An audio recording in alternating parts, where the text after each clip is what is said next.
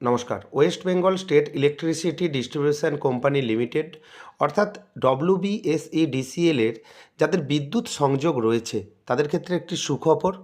সুখবর বলতে যে ইলেকট্রিক বিল আপনারা জানেন ৩ মাস অন্তর আপনার বাড়িতে বিদ্যুৎ বিল, স্পট বিল ওনারা কেটে দিয়ে চলে যান।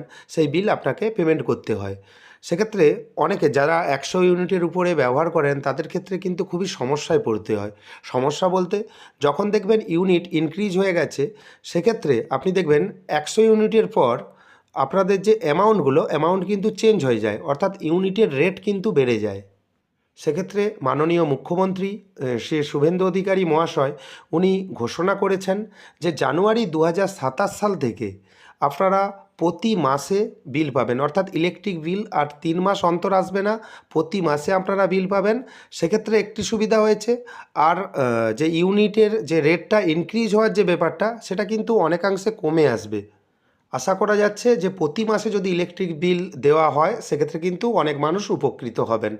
তাই যখন প্রতি মাসে বিল আসা চালু হবে, অর্থাৎ জানুয়ারি ২০২৭ সাল থেকে যখনই শুরু হবে আমার চ্যানেলের মাধ্যমে আমি জানিয়ে দেবো। তাই চ্যানেলটিকে সাবস্ক্রাইব করে রাখবেন পরবর্তী গুরুত্বপূর্ণ আপডেট পাওয়ার জন্য। যদি ভিডিওটি ভালো লাগে ভিডিওটি লাইক করে দেবেন এবং বন্ধুদের মধ্যে বেশি বেশি করে শেয়ার করবেন। ভিডিওটি দেখার জন্য আপনাকে অসংখ্য ধন্যবাদ। ভালো থাকবেন।